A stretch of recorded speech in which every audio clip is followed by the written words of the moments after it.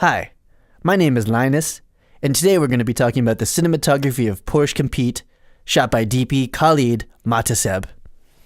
And I'm Matt Workman, Linus's co-host. This is indeed the Cinematography Database show, and we are going to be talking about the cinematography of Porsche Compete. This is a really cool commercial shot by my friend Khaild. We've known each other a while in New York, and Khaild's gone on to do some amazing work. And this is his latest commercial, so we're going to break it down. This was directed by Mark Jenkinson of Rogue Films, produced by Tom Farley. And I also want to start mentioning where people are currently represented or signed to. Khaild is signed to Artistry. So check out Artistry Agency. Pretty cool stuff. Let's watch some of the commercial, and then we're going to get right into breaking it down. Yes, we are. Yes, we are. It's really cold up here in my attic, so that's why I'm wearing a vest, and he's kind of shivering. So I'm going to bring him back downstairs, actually, before we do this. But check this out. Okay, Linus, I'll bring you back downstairs.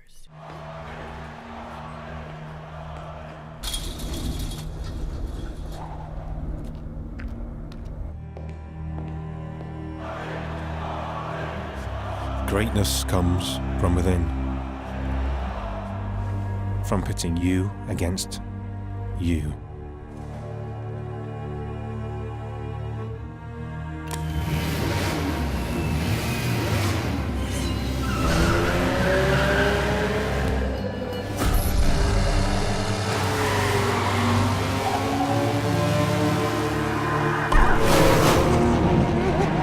You against you.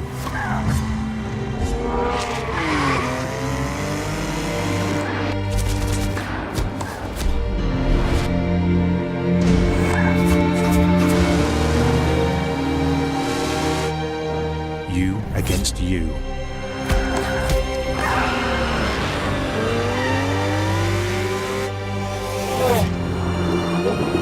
Until the greatest version of you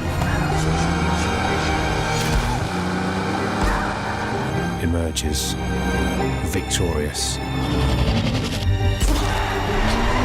Introducing the new Porsche 911, the only car that can beat the 911.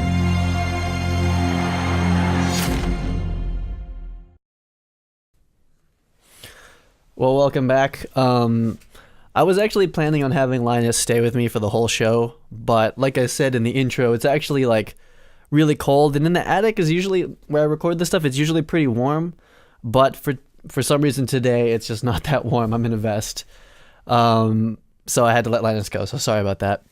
But what we can do is start to break down this here cinematography. So this is a really cool commercial, and I wanted to start doing some breakdowns of the commercials, but I wanted to wait till I found a really cool one, and this is a cool one.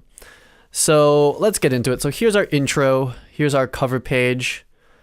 Hand-drawn, lovely, of course. And here's our slate. I like it when there's behind-the-scenes videos or pictures of the slate. It just makes it feel like a good way to start our breakdown.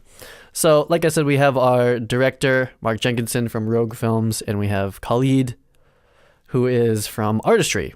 And not a lot else to say here, but it's a nice picture of a slate. I like slate pictures. And here is a great way to start this off. Here is Khaild right here. And this is Mark. I don't personally know Mark, but I'm guessing that's him. I think that's him because he's got the director's monitor. And there's a couple of things that I wanted to point out in just this photo before we get into like the first scene of this commercial. And this is kind of like where technology has like really allowed us to work, I think, better as filmmakers. And that is, I can't really see what the transmitter is. You guys tell me if you know what this is, but we have basically a wireless monitor here. So there's no cable going to that, and it's being powered off of this battery here.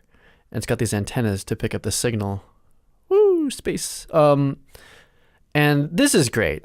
And, like before you had to have a cable, and I don't even know if monitors, far enough back, they didn't really even have ways to power them like this. That was battery. So Khaild can just walk around free and with no wires, nothing attached to him, and then Mark can watch the scene.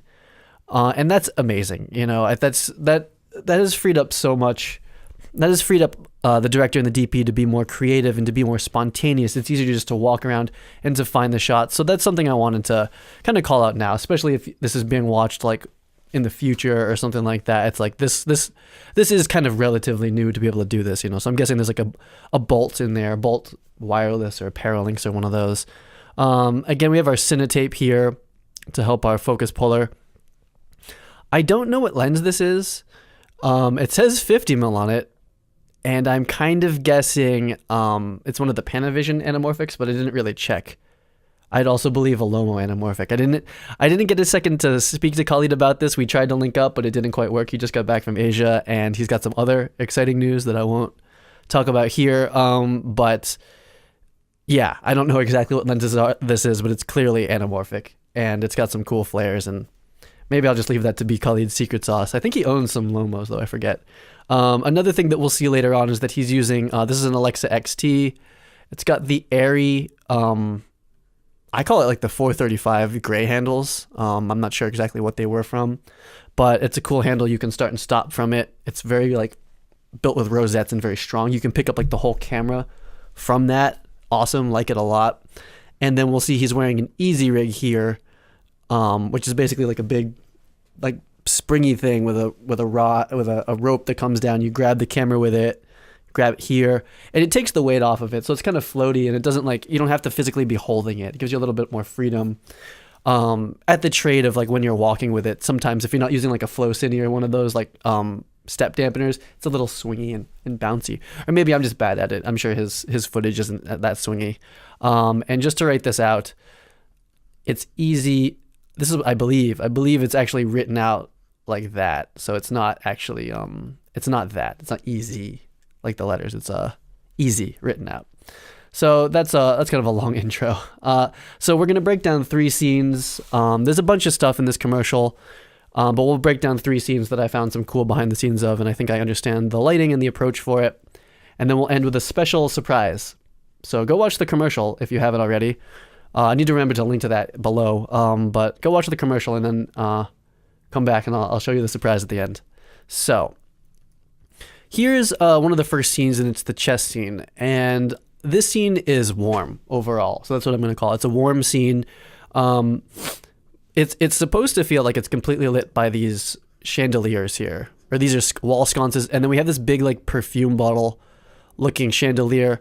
Really pretty. It's out of focus, and what's happening on top of it being out of focus and using kind of like I don't know if this is like really like, it's kind of like a vintage anamorphic lens. So there's a little bit of softness happening already.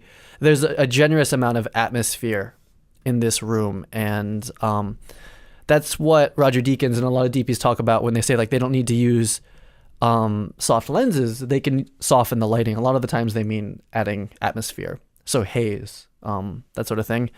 It's a pretty cool scene. I really like it. And actually the scouting of this room was like kind of perfection on Khaild and Mark's part, in that they have these wall runners. I think these actually might be bookshelves. So he's kind of looking up at this point.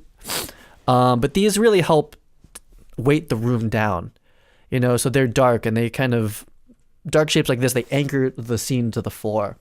I think it does that. Whereas above is a little bit lighter. There's these like interesting textured wallpapers and the curtains. Pretty cool scene. And then this is the intro shot. I think this is like one of the first shots. When we have a silhouetted person like this and they're walking into the scene, we're following them from behind. They're silhouetted, and the question is, who is this? That's what's being set up here. And why is this person walking into this incredibly ornate room?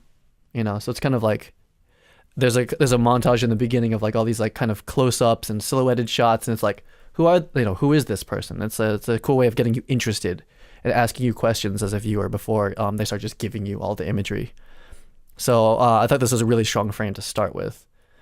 Next, this shot, if you watch the commercial, is actually a push-in, so the dolly is moving through the doors here. So it's literally like the doors like open and like they're like welcoming you in, that sort of thing. And there's just a lot of great production design here, like these ornate handles on the doors. This tells you something about the room. The same chandeliers here. This one's kind of weird. I like these lamps, very symmetrical. We have this symmetry going on here. I guess this kind of breaks it up. Maybe there is one there as well. I'm not sure. But what we do see is, again, this kind of like warm room. There's a little bit of atmosphere. And basically all I think that Khaild's really adding in this scene, I think in the close-ups they add a little bit more, is there's basically these 2 sources from the top. And we'll see exactly what those are in a second. But they're giving this rim light here, a little bit on the face, a little bit on the face, and then same thing here. And this is called cross back rim lighting.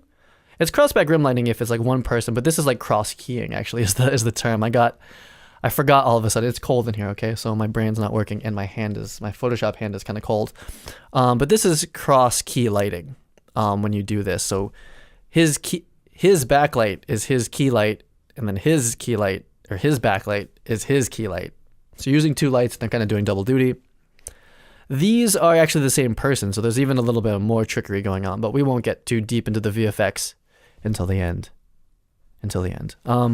So that's what's going on in this shot. This is a cool shot. Go watch the actual video. What's happening is the camera's actually pushing through these chess pieces. And if you're using something like a GoPro, that's not that difficult, but when you're using something like an Alexa XT, I'm going to just draw over this right now.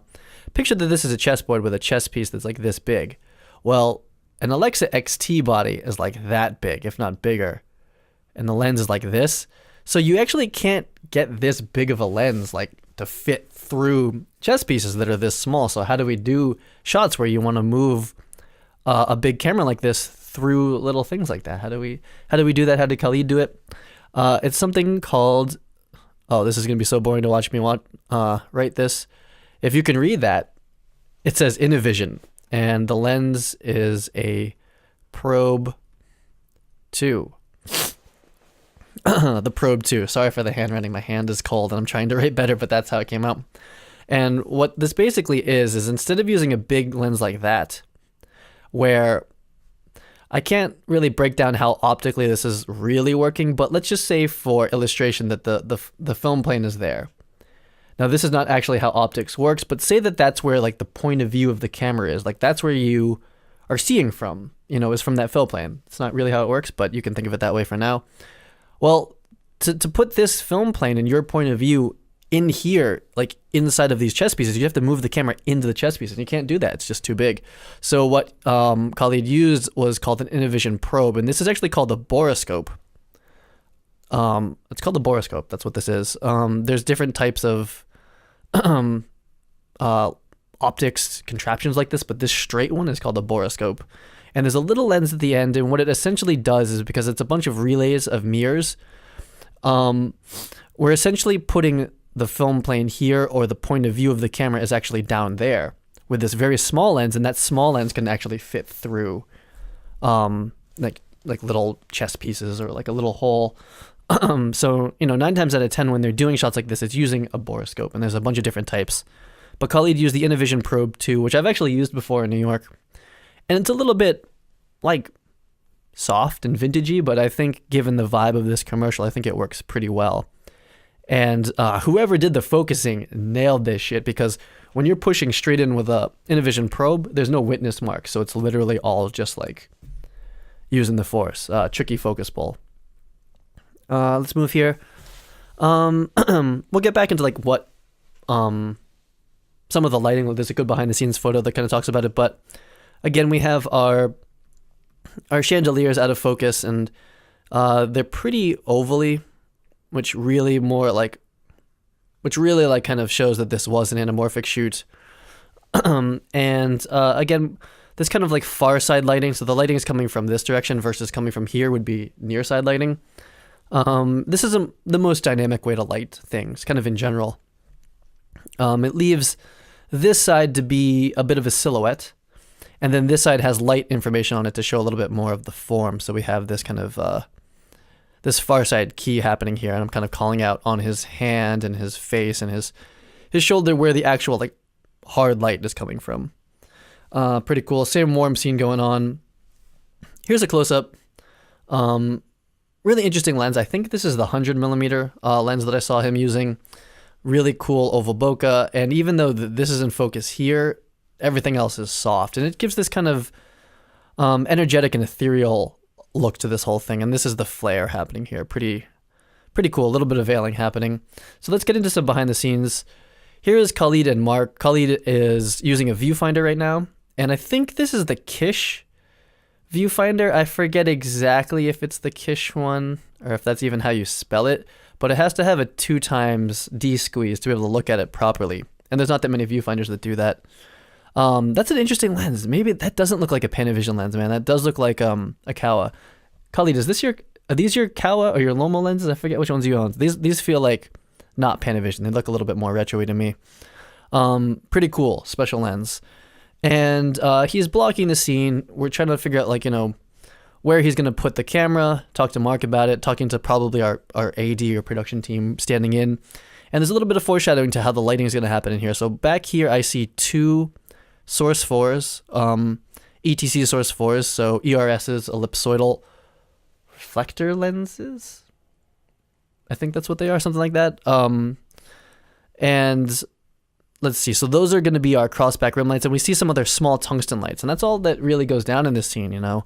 The chandeliers do a lot of the work. The location does a lot of the work for you, and then he only adds a little bit of crossback rim lighting / cross keying. So here's a shot of the monitor. Pretty standard stuff. I don't know why the shutter is like that, as opposed to 180. I feel like it might be a flickering thing, but I'm not positive. Pretty high ISO. That's the native of the Alexa or Alexa XT. But they kind of needed it because they're using a lot of practical lights and kind of low light levels in general. 3200, pretty straightforward. Moving on here's a great behind the scenes shot from the behind the scenes video, which I'll link you to. Shows Khaild operating the camera, kind of an up angle, and then we see up here are 2, I'm guessing Source 4s, pretty sure, doing the crossback rim lighting. And you can see, because you can see this big hazy beam, that there's a lot of atmosphere in the room, and that's just going to soften everything up.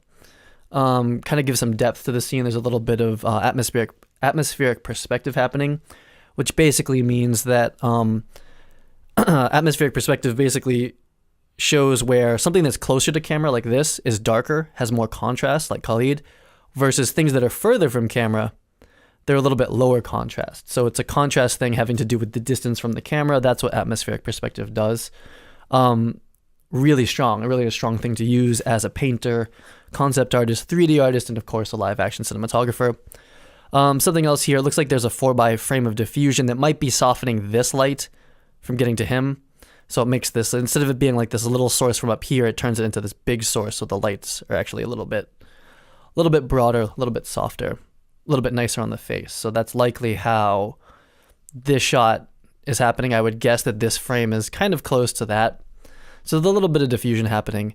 And you'll see that there's not a lot of highlights in this commercial. Now, I tend to add highlights to everything because I'm going a lot of the times for a very poppy and happy-looking commercial, versus this is a little bit more realistic. So I think a lot of realistic natural lighting and dramatic lighting, you actually shy away from the type of keying where you would have a reflection of the key in the eye, which is the eye light.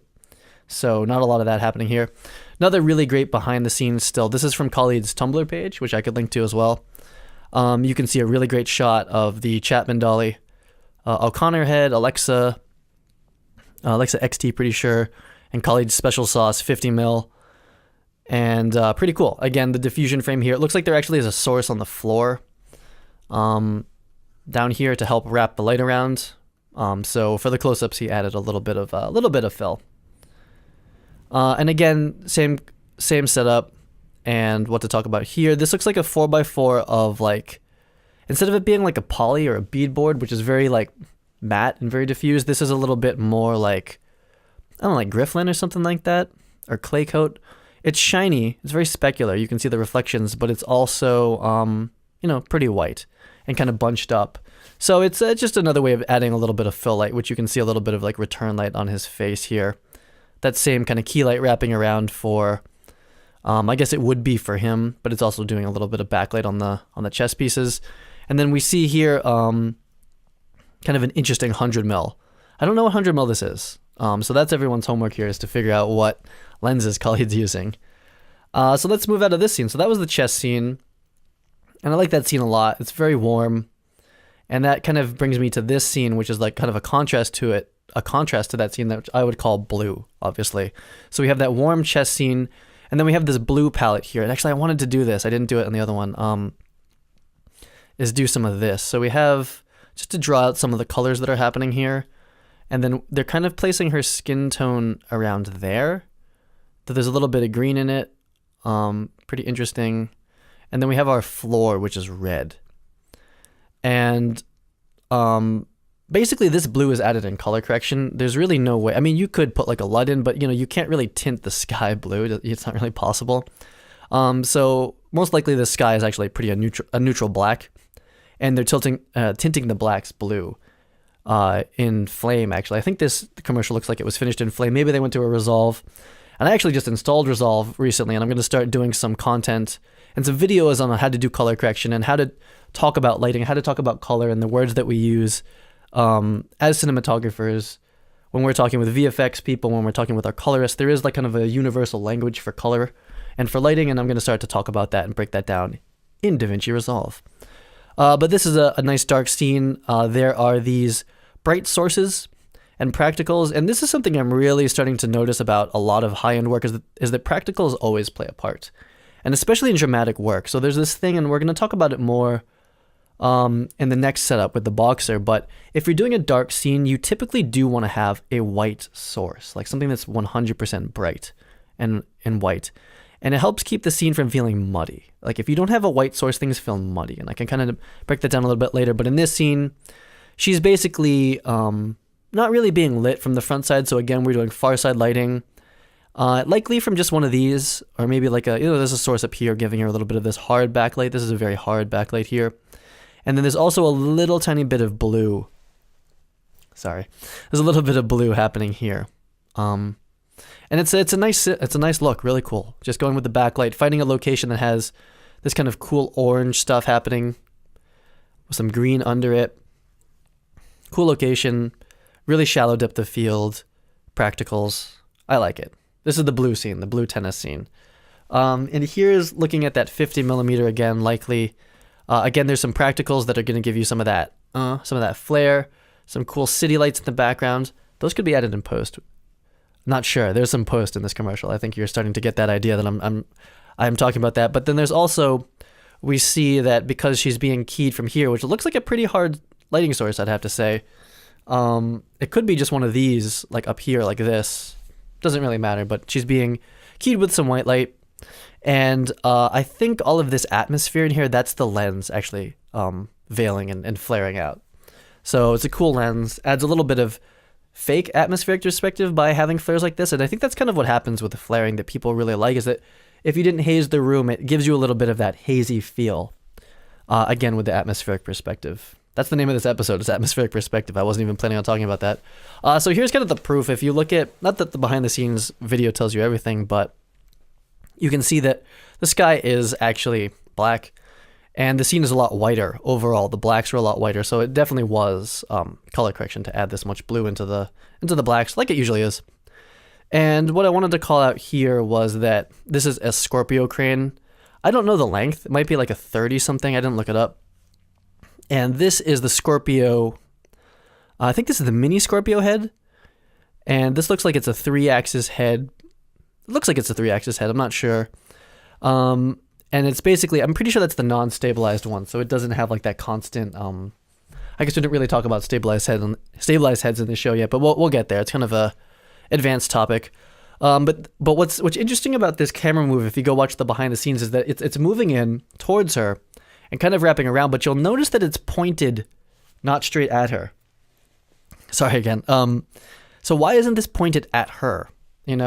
And this comes down to keep, like when you're learning about techno cranes and camera moves, what's happening is that they're keeping her on the left side of the frame. And if they pointed it directly at her, she'd be in the center, but they're keeping this very third so that the left side is one tennis player and the right side is the other tennis player. It has to do with the 180 rule. So when you're doing a move like that, it's moving in, but it's keeping her off axis, and you have to know that as the head operator. And the key grip or the crane grip to look at this and to look at that and to kind of know what's happening. It's pointed away from her because that keeps her in the left third of frame. And we'll talk more about techno crane moves. I have all the techno cranes built in 3D. They move like real world techno cranes, and I can use them to show you how to do techno crane moves and what it looks like and how you have to do that to get certain techno crane moves, which is, it's kind of important because it's hard to learn how to use a technocrane, like why would you want to use a technocrane, what kind of moves can it do that other things can't do. You're pretty far in your career before you start having technocranes on commercials. So I'll be doing some content on that. Again, with the third here, we have our Scorpio in the background over here. Just a cool behind the scenes shot. Like, I love all the city stuff. So the city was real, it looks like. They didn't paint it in. And just a cool monitor shot. A couple things to point out. There's 20 frames per second, so they did a little bit of trickery, so it does a little bit of the monsters, like a little bit of sped up action, which is cool. And the ISO is back to 500 and 3800 for the white balance. Maybe some of the lights here are a little bit cooler. Maybe they're like sodium vapor or something like that. Again, practicals flare, add a little bit of atmosphere to the scene. And then look how low Khaild exposes on the exposure. I would be up here like that. But with this kind of look, there's a lot to be said about exposing low on the waveform and just capturing all of that detail. And it has to do with the relationship here. And then the final color grade. There's a lot of things happening, but I wanted to just point that one bit out right there. So this brings us to our last scene, but not the last section. This is the boxing scene, and this is the main setup of the commercial, I would say, and I'll show you why in the end. So overall, this is a pretty dark scene. Like, if you look at this down here, that's all black. This is all black. And then up here, this is pretty dark. I'm not going to go in. I was going to pull this into Resolve to kind of break it down at that level, but I don't think this show has the time for that. But what I wanted to call out here is that we actually have pretty bright and also pretty saturated practicals. There's these warm ones below, and there's these, which we'll talk about, but then there's this as well, which is kind of like a fluorescent, though it's the color kind of makes it feel like it's like a mercury vapor. Kind of blue, green, I want to say gross color, like, not that this commercial is gross, but like typically when you're doing commercials and movies, you're like, oh, there's these green fluorescent or green mercury vapor lights, and it's like, ugh, I gotta go balance the green out or like deal with that in color correction. Here they just kind of embraced it, and they might have actually just added it on top of it, so we have this cool color contrast. So in this case, they're using it on purpose, and they're using it selectively. It's not a mistake, obviously. And then we have these, again, source 4s as these backlights, and they have this warm color. And these are kind of like, whereas these are like metal halide, these are like mercury vapor, which are warmer. Even though they're just tungsten lights, they kind of feel like, to me in color correct, they've been pushed towards mercury vapor. And we see the same kind of color palette out here happening. I'm trying to grab this lighter color. I can't do it. Basically, we have this green on red or green on orange color palette happening. So we have the green mercury halide and then like the red mercury vapor. I'm getting it mixed up. One's red, one's green. So there's this cool color contrast between green and red, or kind of green and orange happening. And the way that you kind of make scenes like this work, in my opinion, when you're doing dark scenes, is to make sure that you have a bright reference in here somewhere. And the easiest way to do that is to use practicals. And that's what's going on. We have some other lights happening out here that kind of feel like street light. Again, like the mercury vapor warm street light happening. And then the inside light is this green. There is an amazing behind the scenes photo that shows the exact lighting setup of what's happening. So I guess I'll save that till then. But there is a little bit of back top light happening as well on our boxers. Really cool wide shot. Really cool scene. This is my favorite scene of the whole commercial. We'll get back to how this was actually lit, but what I wanted to call out here is that you'll see that if you actually did a straight down shot of this lighting, it wouldn't look like this. There would be a lot of other shadows, but you'll notice here it's like all of a sudden there's this one shadow. That's what you usually do for straight down shots, because you've lost all the depth that's usually there. You're just looking at this flat plane looking straight down. So you tend to want to like simplify the forms, so there's this just one highlight here with a dark side and then one shadow. It's just a cleaner read, even though it's honestly not realistic at all. That's not what a straight down shot would look like. Artistically, you are simplifying the lighting to make it easier to read straight down. And this is a common thing that's done. Next, I'm just going to pause there for a second. Next, we see our source 4s in the background with the warm light. And you can see subtly in here, there's a little bit of green. Here's it. There's a little bit of green happening here versus this warm. So the green and red color contrast, really cool. We have a soft edge light happening on his hair. That's coming from a source from above. And then this kind of specular edge lighty stuff. Those are coming from, I think, Kino flows on the side, which I've seen. And there's not like a ton of, this warm light kind of makes it like here, I think, like these warm highlights here, that's what's happening. But then this light, actually, this color and this color and this color and this and this and this, there's a light source above them, which we'll look at in a second. But yeah, this frame, there's other things happening in this frame, but we'll get to that in a second. Here's our wide shot. So breaking it down, we have these what seem to be fluorescent sources. Honestly, I'm going to grab a different color. They look like fluorescents because they're like long and tube-like. They might be gelled green, gelled with this mercury halide kind of green color. And that's providing like a pretty low light level of green to the whole scene. And then we actually see that these are actually just source 4s on stands, I think. And you can see how much atmosphere is in the room. You can see the beams. Here's some 4x4 Kinos with that same red, adding a little bit of edge light, a little bit of face light. And then above them, it feels like there's this same kind of green source inside of this skylight here. So this is like a 12x12 with a some sort of source inside of it. And then it's being skirted off so that this light does not hit the walls. That's what the skirt is for, that black fabric around it. So it's just going straight down. And it's either a white source or it's this same sort of green fluorescent. And what else is there to see here? Boom operator. Quite a job to have to get all the way in there. There's also, this is the person operating the head. And, which might be Khaild? I can't tell. And we have our Scorpio crane again here with our, looks to be 3-axis Scorpio head. Though I didn't see any 3-axis moves in this commercial. So that's the lighting. And we also have some practicals down here, which I wanted to call out. These really hold it down. I really like these orange practicals. Like, they look like they're part of the location. They might have added them. I don't know. But we have this orange down here that's kind of reflected in the crossback rim lights and some side lights here. And then we have the green to kind of contrast that.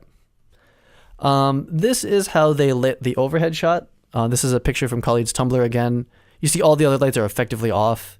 But they created this one big large light source out of this. This is pretty much a maxi brute.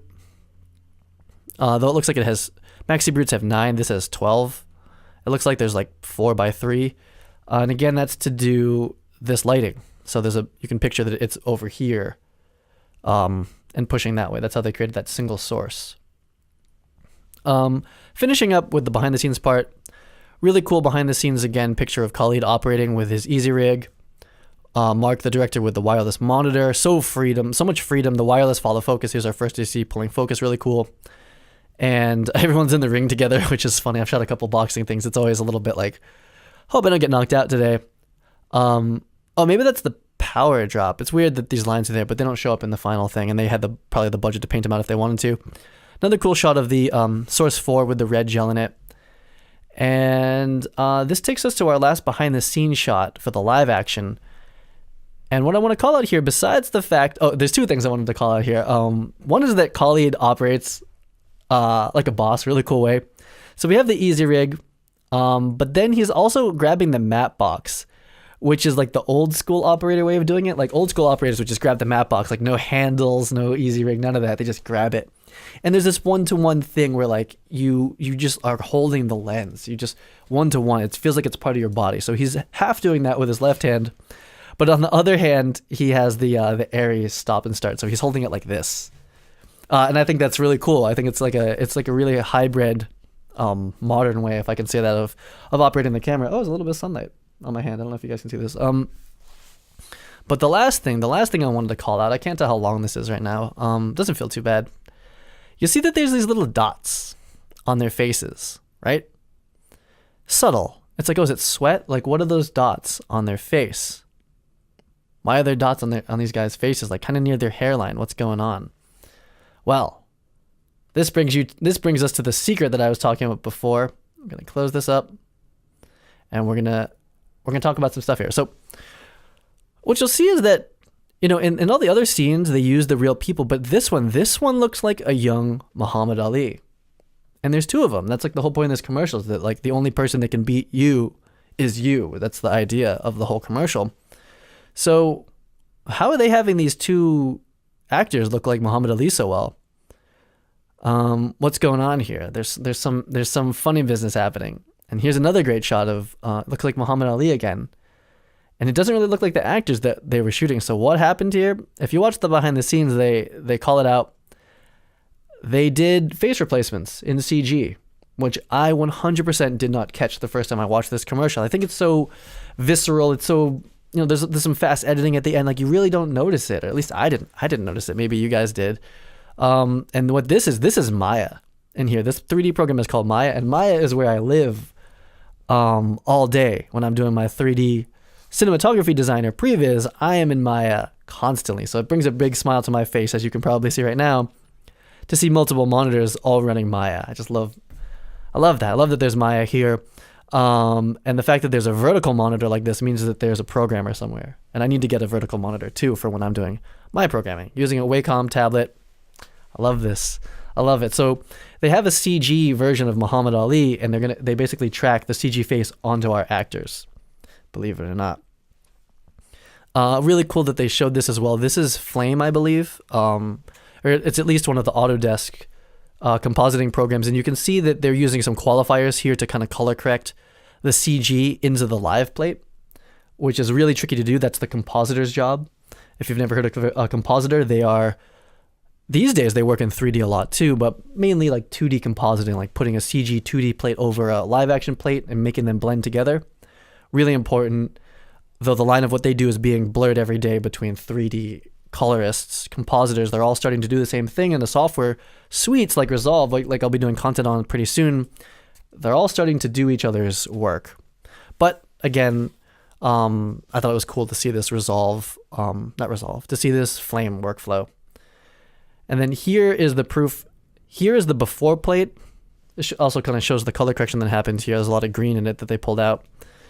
Two different actors, first of all, that both don't look like Muhammad Ali, but then when they add the CG faces over it, now it looks like Muhammad Ali. So there was some trickery here that I didn't quite catch, but I was really glad that they exposed in the behind the scenes. I thought that was really cool to be able to see the CG work here and how kind of seamless this really is. And this actually goes to talk about a little bit about, to wrap this up here, grab a lighter color. One of the reasons that it's good for CG people like to hide in darkness as far as like matching, like somewhere here there is a line between CG and real. And if you light it this way, if you light it with far side lighting, where the front of the people are dark, not only is that dramatic lighting in general, it's also easier for them to hide that CG and real world seam. So it worked both ways. This is an awesome commercial. I mean, this is like some of the highest level commercials that are out there. It's great directing. It's great shooting, it's great CG, it's great coloring, it's great locations, great acting, everything. It's really nice, and when you watch it, it has this really good, like, the kind of like driving feel to it when you're watching it. I really like this commercial. So that's our look at the cinematography of Porsche Compete with DP Khaild Mohtaseb. Pretty awesome. Definitely go check out all these guys' works. All the people that I mentioned, go check out Mark's work, Khaild's work, check out Artistry, check out Rogue Films. Really good stuff happening on all fronts there. To wrap it up, I'm just going to say again, because of the time of the recording, March 1st, Cine Designer for Photoshop comes out. I've been in a beta program. I've been getting people's feedback from it. It really is just a simple library of symbols, but it's going to allow you to work in scale in Photoshop versus having to go into expensive programs like AutoCAD or Vectorworks, where those programs are a little bit clunky and kind of hard to use, honestly. I think they're a little bit, not outdated, but they're a little bit too difficult and too expensive, whereas Photoshop is pretty affordable. And so you can work in scale, you can use symbols that look really good, and I'm going to make all the symbols in the world. Any symbols that you want added to it, I will build in 3D to scale from my 3D library and then turn them into 2D for you. So check out cinedesigner.com. If you're watching this before March 1st, sign up for the trial, download some of that stuff, play with it in Photoshop, let me know what you want to see. And March 1st, it's coming out. It's going to be on the Cinematography DB online shop. really looking forward to getting it out there into the world and seeing the diagrams that you guys put together. So thanks again. Thank you for watching this. I hope you enjoyed it. Subscribe to the channel. Leave me a comment, like the video, all that good stuff. And I'll see you on the next episode. And maybe if it's a little warmer, I'll keep Linus up here with me. If you guys think that's a good idea. I'll see you guys later. Hello, humans. My name is Linus. And I'm going to be hosting the Cinematography Database show today. Yes, I am. No, you're not. This is my show. This is my show, Linus. It's my show.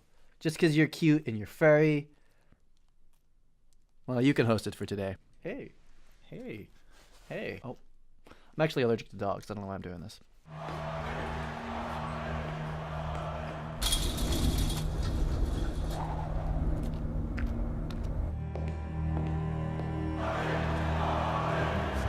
Greatness comes from within.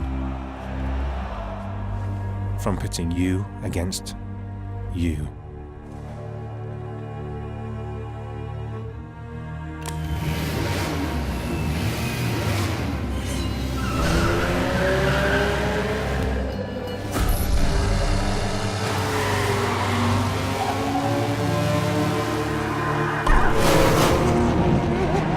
You against you.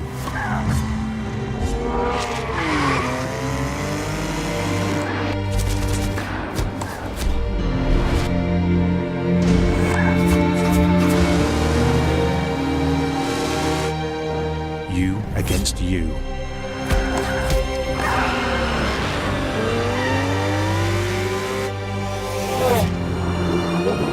Until the greatest version of you emerges victorious. Introducing the new Porsche 911, the only car that can beat the 911.